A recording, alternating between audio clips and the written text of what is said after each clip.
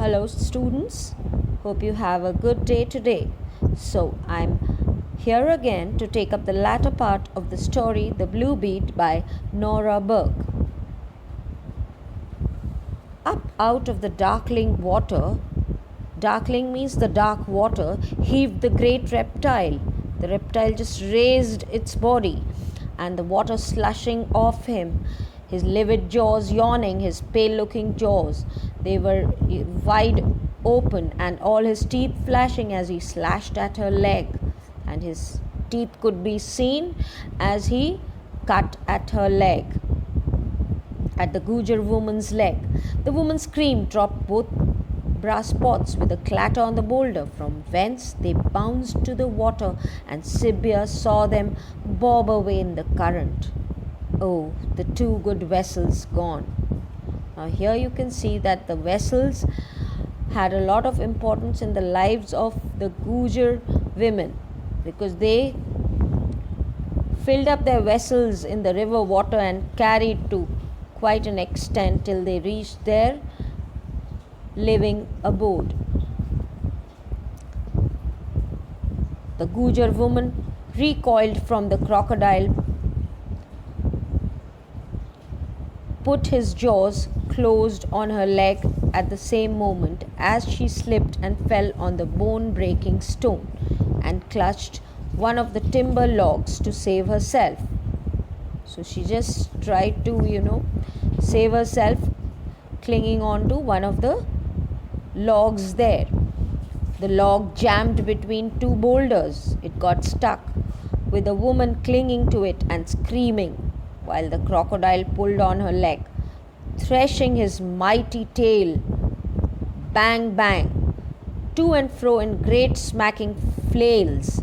Children, flails here means to hit or to strike something, to drag her free and carry her off down the deeps of the pool. Blood spread everywhere. So the crocodile had managed to cut into her leg, and she was bleeding. Sibia sprang. Just at that moment, Sibia just jumped. From boulder to boulder she came, leaping like a rock goat. And sometimes it had seemed difficult to cross these stones, especially the big gap in the middle where the river coursed through like a bulge of glass. But now she came on wings. Now, because she wanted to rescue the woman, it was like she was literally like flying on her wings and choosing her footing in midair without even thinking about it. Earlier she used to be very careful while jumping from boulder to boulder, but now she did not think much. And in one moment she was beside the shrieking woman, the screaming woman. In the boiling bloody water, the face of the crocodile, fastened round her leg, was tugging to and fro and smiling. His eyes rolled on to Sibia. One slap of the tail could kill her. No, he managed to look at Sibia, and just the crocodile was so ferocious that just one slap of the tail could even kill Sibia. He struck. Up shot the water 20 feet and fell like a silver chain. Again, the rock jumped under the blow. But in the daily heroism of the jungle, as common as a thorn tree, Sibia did not hesitate. Sibia was now showing that she was very strong. She aimed at the reptile's eyes with all the force of her little body.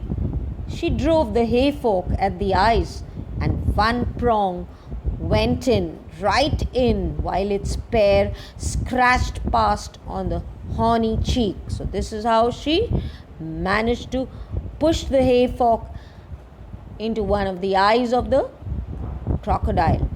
The crocodile reared up in convulsion.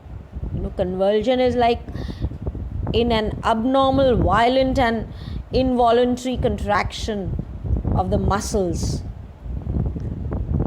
till half his lizard body was out of the river, the tail and nose nearly meeting over his stony back. Then he crashed back, exploding the water, and in an uproar of bloody foam, he disappeared. He would die.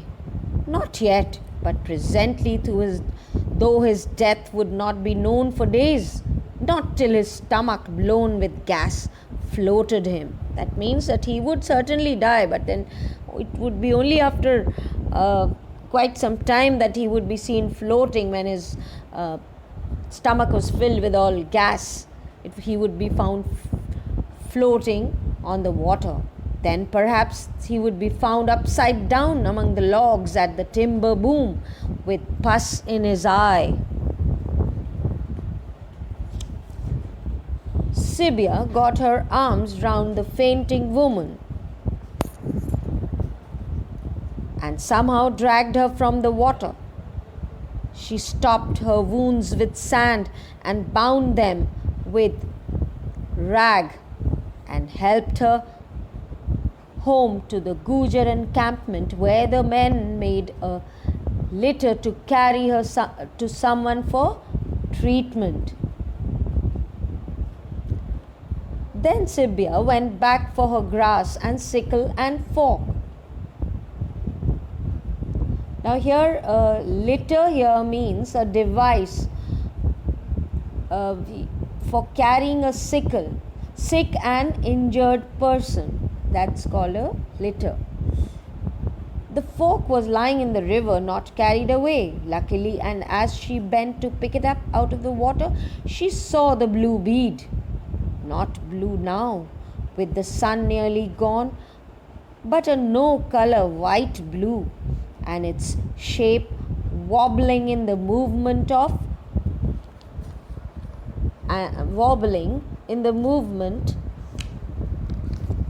of the stream. She reached her arm down into a yard of the cold silk water to get it. Now, cold silk water, here the author has described the water to be looking like silk, missing it first of all because of refraction. Refraction means, you must have studied this term in physics, it is actually a deflection from a straight path passing from one medium to another. Then there it lay in her wet palm, perfect, even pierced, ready for use, with the sunset shuffled about inside it like gold dust. All her heart went up in flames of joy. After a bit, she twisted it into the top of her skirt against her tummy so she would know if it burst through the poor cloth and fell. This is how she tucked it in her top of her skirt. Then she picked up her fork and sickle and the heavy grass and set off home. Aye, what a day! Her bare feet smudged out of the wriggle mark of snakes in the dust. There was the sun. Here, wriggle marks actually mean the marks formed by twisting and turning movements of snakes.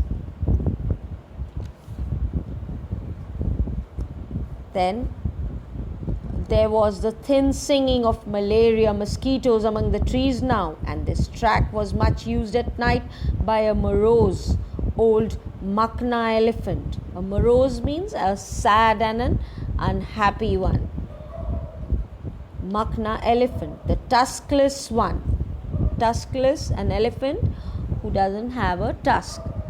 Now the tuskless bull-like elephants, they are reputed for being more dangerous and cunning than tuskers. So students, tusker is a breed of an elephant which has tusks, those white tusks or white teeth that it has. And a Makna elephant is a tuskless bull-like elephant. And it is considered to be much more dangerous and cunning than the tuskers. Okay, so the stars came out, she noticed. So it was already night time. On the way back, she met her mother, out of breath, come who had come to look for her and scolding, "I did not see till I was home that you were not there. I thought something must have happened to you." And Sibia, bursting with her story, cried, "Something did. I found a blue bead for my necklace. Look." And so, my dear students, this is the end of the story, The Blue Bead by Nora Burke. So, I hope you've understood the story well. Children, it's a little difficult story and you need to read it over and over again and also underline the difficult words and write down their meanings. Now, before I move on to the extract based questions, I would first want to discuss the theme of this story with you. So the theme of the story, The Blue Bead, could be where there is a will, there is a way. Where there is a will, there is a way. Now, this is a story that depicts the extraordinary power of human will. If we are determined to achieve something, we can always find a way. Sibia, hardly 12 years of age, sees a Gujar woman being attacked by a ferocious crocodile. She jumps from rock to rock as if she had wings. The smiling crocodile has his eyes rolled round onto Sibia, and one slap of the tail could kill Sibia. But she is determined, and with all the force of her little body, she drives the hay fork into the reptile's eyes. Rather than giving up in order to reach back home, she overcomes the crocodile and helps the woman to go back home to the Gujar encampment. So, my dear students, Sibia's willpower and determination to save the woman's life makes her victorious over the dangerous crocodile. So, this could be one theme. Another could be the struggle for survival.